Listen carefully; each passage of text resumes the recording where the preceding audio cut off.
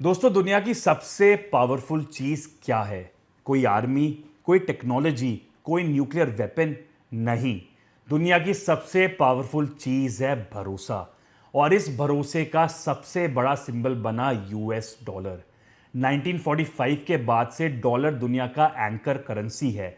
हर international deal, हर oil payment, हर country का reserve, सब कुछ डॉलर में होता है।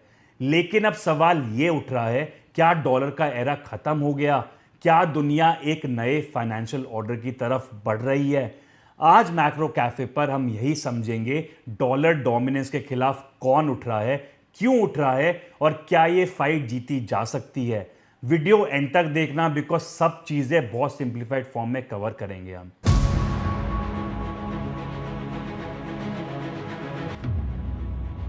वर्ल्ड वॉर टू के बाद ब्रेटन वुड्स एग्रीमेंट साइन हुआ, जहां अमेरिका ने अपने गोल्ड रिजर्व्स के अगेंस्ट डॉलर को फिक्स कर दिया। मतलब एक ऐसा फिक्स प्राइस जिस पे डॉलर को गोल्ड में कन्वर्ट करवा सकते थे, और बाकी सारी करेंसीज डॉलर के अगेंस्ट फिक्स हो गई। इससे अमेरिका एक तरह से दुनिया का फाइनेंशियल सेंटर बन गया। तब अमेरिका दुनिया की आधी जीडीपी का मालिक था, ये मतलब 50% ऑफ वर्ल्ड जीडीपी। आज के टाइम में अमेरिका का शेयर सिर्फ 25% रह गया। अगर मैं परचेजिंग पावर पैरिटी के हिसाब से देखूं, तो यूएस और यूरोप दोनों के पास 14 से 15% जीडीपी शेयर है वर्ल्ड का, जबकि चाइना के पास 20%। पीपीपी मतलब परचेजिंग पावर पैरिटी का सिंपल मतलब होता है, अगर आप दोनों देशों में एक ही चीज खरीदते हो तो किस देश में वो सस्ती पड़ती है। इससे हमें रियल इकोनॉमिक साइज का अंदाजा लगता है, not just the currency value. तो इकोनॉमी देशों की बदल गई, लेकिन फाइनेंशियल सिस्टम अब भी पुराने रूल्स पर चल रहा है, और इसी से शुरू होती है असली दिक्कत डॉलर को। डॉलर के अगेंस्ट आर्ग्यूमेंट्स अब पॉलिटिकल और इकोनॉमिक दोनों बन चुके हैं। जियो पॉलिटिकल टेंशन बढ़ रहे हैं, और कंट्रीज ये कह रही हैं डॉलर पर डिपेंडेंट रहना काफी ज्यादा डेंजरस है। पर क्यों? क्योंकि अमेरिका डॉलर को एक हथियार की तरह इस्तेमाल करता है। एग्जाम्पल से इसको समझो। 2022 में यूएस ने रशिया को स्विफ्ट सिस्टम से बाहर निकाल दिया। अब स्विफ्ट सिस्टम क्या होता है? स्विफ्ट एक इंटरनेशनल मैसेजिंग सिस्टम है। मान लो तुम्हारा कजन यूएसए में रहता है और तुम्हें इंडिया में पैसे भेजने हैं। उसका बैंक अमेरिका में है, मान लो बैंक ऑफ अमेरिका। तुम्हारा बैंक इंडिया में है, मान लो एचडीएफसी बैंक। अब दोनों बैंक्स डायरेक्टली कनेक्टेड तो होते नहीं, तो पैसे भेजने का सिस्टम क्या है? बैंक ऑफ अमेरिका एक स्विफ्ट मैसेज भेजता है एचडीएफसी को, जिसमें यह लिखा होता है, hey HDFC, please credit 82,000 rupees let's say to Aditya Gupta's account. ये पैसा हमने सेंड किया है। ये मैसेज कंप्लीटली इंक्रिप्टेड होता है, यानी सुपर सिक्योर, और स्विफ्ट नेटवर्क के थ्रू भेजा जाता है। तो इसको अब रिलेट करो, जब रशियन बैंक्स को इस स्विफ्ट सिस्टम से बाहर कर दिया, तो रशियन बैंक्स दुनिया के ट्रेड से ही कट ऑफ हो गए। सिमिलर चीज दोस्तों देखने को मिली थी ईरान के साथ, जब ईरान पे भी ऐसे ही सैंक्शन लगाए गए थे। तो दुनिया ने अब यह सोचा, अगर कल को हम अमेरिका के अगेंस्ट कुछ भी बोल देते हैं तो हमारा भी सिस्टम बंद हो सकता है। तो इसका रिजल्ट क्या हुआ? कंट्रीज जैसे चाइना, रशिया और इंडिया नए पेमेंट सिस्टम्स बना रहे हैं जो डॉलर के बिना काम कर सकें। जैसे सबसे बड़ा एग्जांपल है चाइना का सीआईपीएस सिस्टम, मतलब cross border inter bank payment system. ये एक ऐसा सिस्टम है जो इंटरनेशनल ट्रांजैक्शंस आरएमबी, जो कि चाइना की ऑफिशियल करेंसी है, उसमें कराता है। मतलब स्विफ्ट जैसा है, पर इसमें सारी ट्रांजैक्शंस आरएमबी में सेटल होती हैं। सिमिलरली रशिया का एसपीएफएस है, जस्ट लाइक भारत का यूपीआई, जिसको रशिया यूज करता है अपनी लोकल ट्रांजैक्शंस में।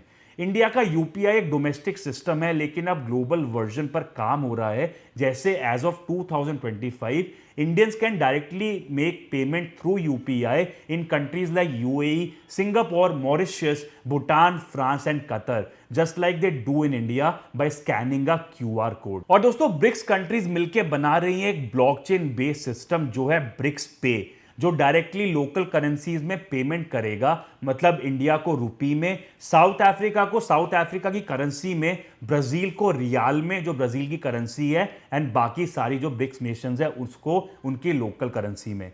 डॉलर की स्ट्रेंथ सिर्फ ग्लोबल ट्रेड से नहीं, बल्कि लोगों के कॉन्फिडेंस से भी आती है। लेकिन अमेरिका की फिस्कल हेल्थ अब चिंता का विषय बन गया है।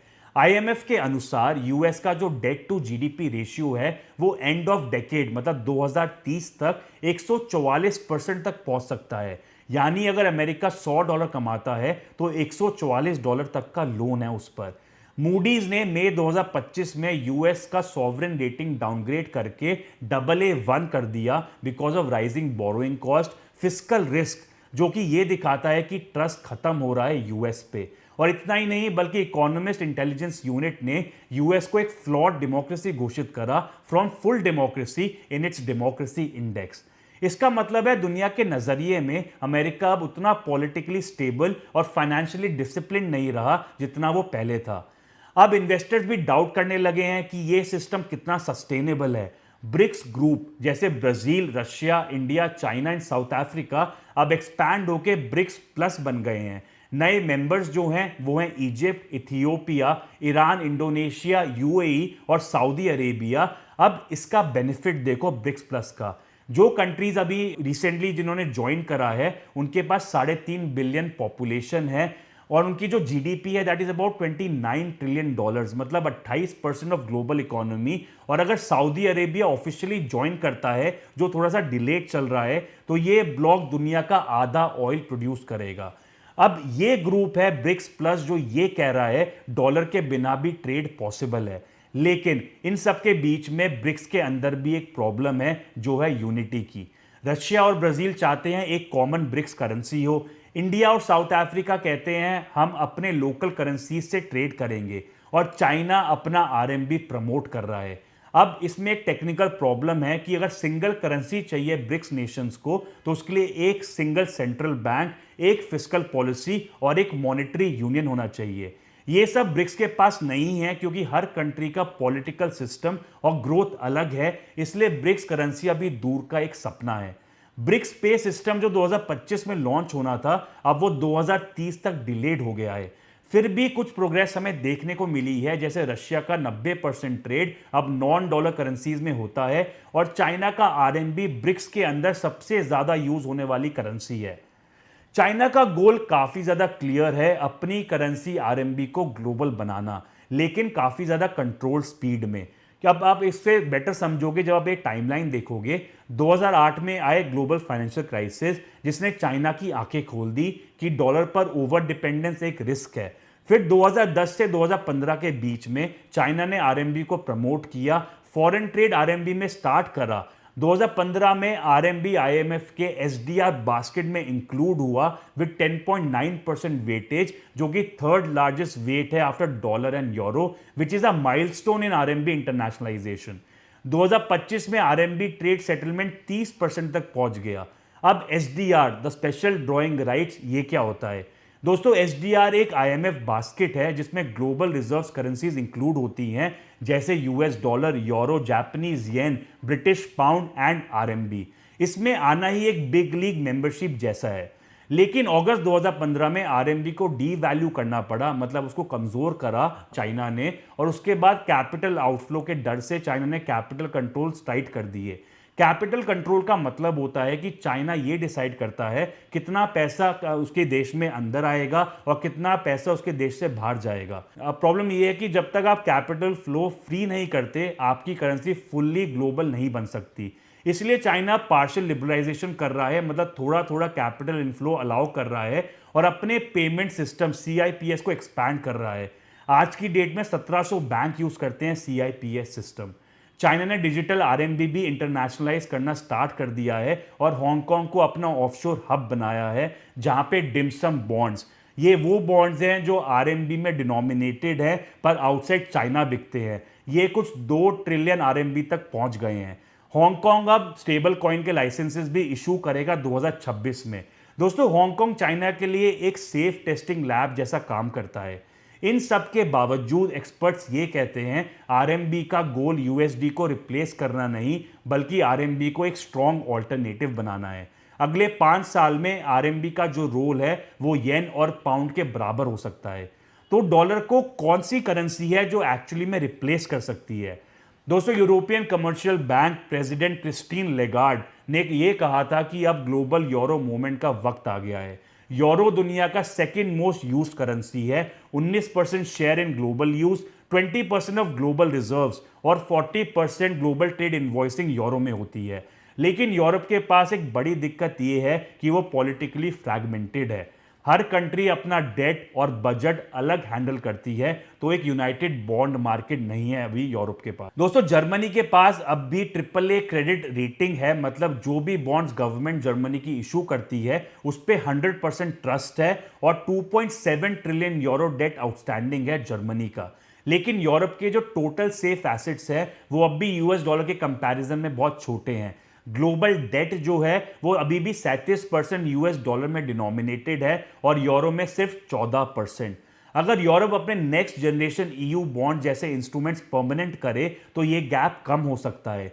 यूरोप एआई और प्रोडक्टिविटी में भी यूएस से काफी पीछे है, लेकिन डिफेंस स्पेंडिंग और ट्रेड एक्सपेंशन जैसे अभी रिसेंट कुछ ट्रेड डील्स हैं जो चल रही हैं, ईयू इंडोनेशिया, ईयू मर्कोसर और ईयू इंडिया डील्स यूरो के स्कोप को बढ़ा सकती हैं। और हाँ, डिजिटल यूरो भी पाइपलाइन में है। ईसीबी ये कह रहा है कि 2027 से इनिशियल ट्रांजैक्शन स्टार्ट हो सकती हैं आपके डिजिटल यूरो में। ये यूरो को ज़्यादा एफिशिएंट बना सकता है, लेकिन इसमें भी आयरनी ये है कि अमेरिका की जो स्टेबल कॉइन्स है जैसे USDT, USDC already world level पर लीड कर रहे हैं, यानी डिजिटल वर्ल्ड में भी डॉलर अभी आगे है। गोल्ड एक बार फिर ट्रस्ट करेंसी बन रहा है। सेंट्रल बैंक्स ने 2022 के बाद से गोल्ड खरीदना रिकॉर्ड लेवल पर स्टार्ट किया। चाइना और रशिया ने अपने यूएस ट्रेजरी बॉन्ड्स बेचकर गोल्ड एक्यूमुलेट किया। इसी की वजह से गोल्ड का प्राइस $4,300 पर आउंस क्रॉस कर गया। ये एक साइलेंट प्रोटेस्ट है दोस्तों। कंट्रीज ये कह रही हैं हम पेपर एसेट्स नहीं, रियल वैल्यू चाहते हैं। लेकिन गोल्ड भी काफी लिमिटेड है इन टर्म्स ऑफ इन्वेंट्री, उसमें ट्रेड करना स्लो है और लिक्विडिटी कम है। तो गोल्ड एक हेज है, रिप्लेसमेंट नहीं। अब सबसे बड़ा सवाल यह है, क्या डी डॉलराइजेशन रियलिटी बन रही है? Central banks US dollar holdings diversify कर रहे हैं, लेकिन अभी भी 60% ऑफ ग्लोबल ट्रेड डॉलर में होता है। यूरो का यूजेज उसका आधा है। एशियन एक्सपोर्टर्स अब भी यूएस डॉलर डिपॉजिट होल्ड करते हैं और even during any crisis investors still run towards dollar, not away from it. यानी ट्रस्ट अभी भी वही है। तो ओवरऑल पिक्चर काफी ज्यादा सिंपल है दोस्तों। कंट्रीज डाइवर्सिफिकेशन कर रहे हैं, सिस्टम्स बिल्ड हो रहे हैं, गोल्ड और आरएमबी का रोल बढ़ रहा है, लेकिन अभी कोई भी यूएस डॉलर के इक्वल नहीं है। तो कंक्लूजन क्या है? डॉलर डोमिनेंस अंडर थ्रेट है डेफिनेटली, लेकिन इसका एंड अभी दूर है। फ्यूचर सिस्टम मल्टीपोलर होगा जरूर, जहां यूएस डॉलर, यूरो, आरएमबी और गोल्ड सब एक साथ एग्जिस्ट करेंगे। डॉलर अपना थ्रोन शेयर करेगा लेकिन छोड़ेगा नहीं। तो दोस्तों, डॉलर का एंड कोई क्रैश नहीं होगा, ये एक स्लो शिफ्ट है, एक रीडिस्ट्रीब्यूशन ऑफ ट्रस्ट। आज दुनिया नए ऑप्शंस टेस्ट कर रही है, लेकिन कॉन्फिडेंस अभी भी पुराने सिस्टम पर ही है। और यही मैक्रो वर्ल्ड की दोस्तों ब्यूटी है। चेंजेस स्लो लगते हैं, पर जब होते हैं तो परमानेंट होते हैं। मैं हूं Aditya Gupta from macro cafe, bringing you knowledge you can use. अगर आपको ये वाली वीडियो पसंद आई हो तो उसको लाइक, सब्सक्राइब और शेयर जरूर करना, और कमेंट में लिख के मुझे बताओ आपके हिसाब से अगला ग्लोबल करेंसी लीडर कौन होगा? चाइना का आरएमबी, यूरोप का यूरो या फिर गोल्ड? तब तक के लिए टेक केयर, जय हिंद, थैंक यू।